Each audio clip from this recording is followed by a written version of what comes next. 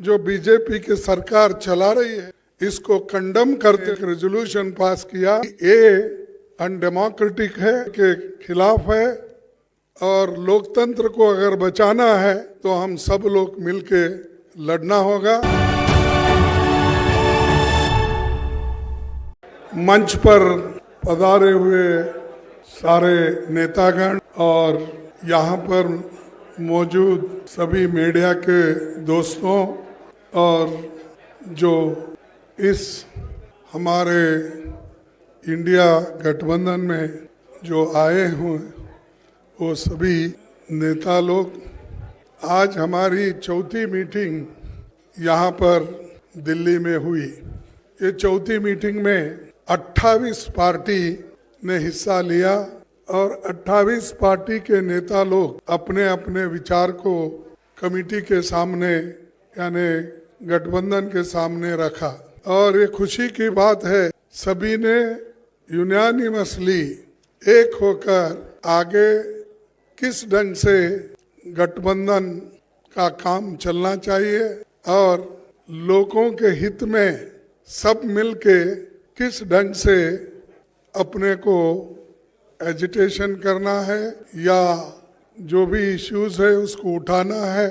तो ये सारे देश में कम से कम 8-10 मीटिंग सभी मिलके करने का एक निर्णय हुआ और लोगों को ये मालूम करना जरूरी समझे कि गठबंधन के लोग अगर एक मंच पे नहीं आएंगे तो लोगों को इसके बारे में पूरा इसको जो उनको माहिती मिलना है या मालूमात होना है वो नहीं होगा।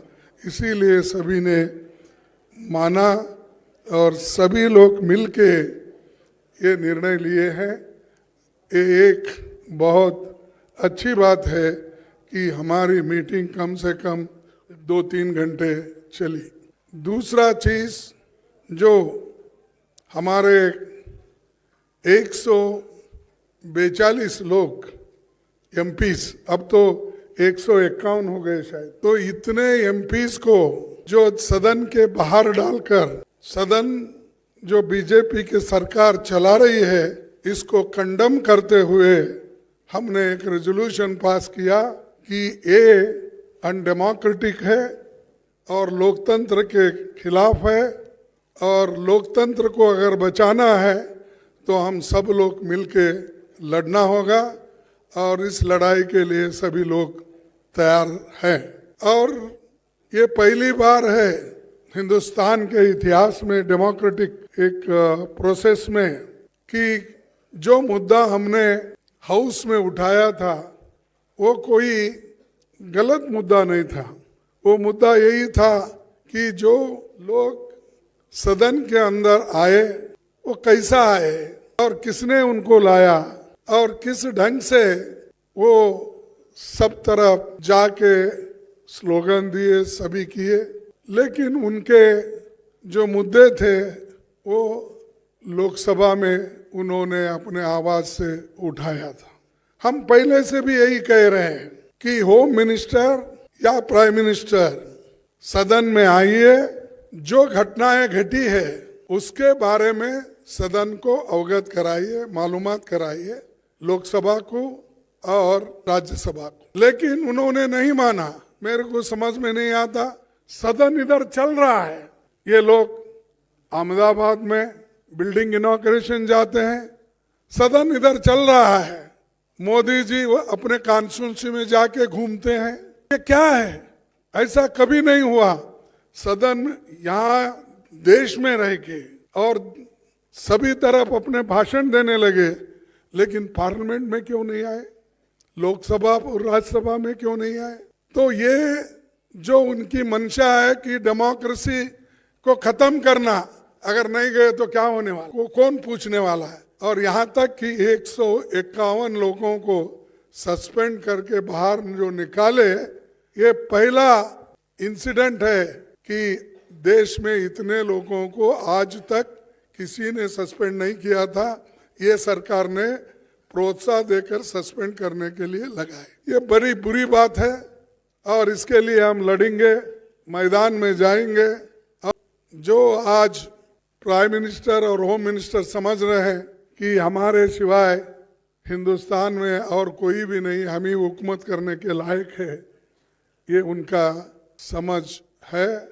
इस समझ को खत्म करने के लिए हम सब एक हुए हैं। एक होकर ये आज बहुत निर्णय लिए हैं। एक तो 151 लोगों के बारे में और दूसरा जो है सब मिलके प्रोटेस्ट करना। और ऑल इंडिया प्रोटेस्ट 22 दिसंबर को ये जितने भी सस्पेंशन हो गए उनके बारे में ये चलेगा। और तीसरी बात यह है कि जो इंडिया गठबंधन का एक मुद्दा है कि सभी लोग मिलकर काम करेंगे और सीट शेयरिंग का भी मिल के पहले जिस स्टेट में हमारे लोग हैं पहले वो लोग वहाँ पर एक दूसरे से समझौता करेंगे।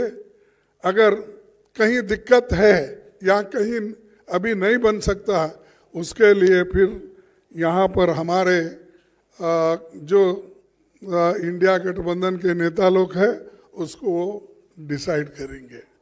और बहुत से जगह जो हर एक पार्टी एक जो है वो ठीक ढंग से है, चाहे वो तमिलनाडु में हो, केरला में हो, कर्नाटक में हो या तेलंगाना में हो, बिहार में हो। अब जो मुद्दा है इसका यूपी में वो भी सुलझ जाएगा और बाकी का दिल्ली या पंजाब का है वो समस्या को भी किस ढंग से सुलझाना ये भी बात बाद में तय हो जाएगी।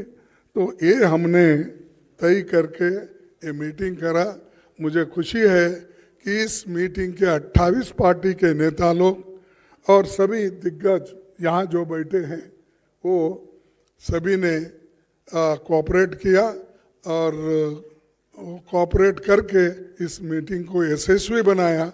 इसीलिए मैं उन सबको हार्दिक बधाई देता हूँ, उन सबको धन्यवाद देता हूँ कि वो इस और भी आगे बढ़ के देश में इस गठबंधन को मजबूत करके चलाएंगे। हमने पहले सभी लोग जीत के आना है, जीत के लिए क्या करना उसके बारे में हम सोचे। कौन प्राइम मिनिस्टर बनना ये बाद में की बात है। एमपीज अगर नहीं है तो प्राइम मिनिस्टर की बात करके क्या फायदा है। तो इसीलिए हम पहले अपनी संख्या बढ़ाने के लिए एक होकर सभी लोग लड़ के हम मेजॉरिटी लाने की कोशिश करेंगे। और बीजेपी आज जो और मोदी जी बहुत इतना 1-2-3 इलेक्शन होने के बाद उनको तो इतना घमंड आया कि अब देश में मेरे सिवाय कोई नहीं बचेगा या दुनिया में भी मैं एक ही लीडर हूँ प्रचार करते हैं। तो हम पहले जीतने की कोशिश करेंगे और एक होकर जीतेंगे। एक बोल रहा हूँ, पहले हम जीतेंगे, उसके बाद में हमारे एमपीज आकर क्या कर सकते हैं डेमोक्रेटिक प्रोसेस में वो हो जाएगा।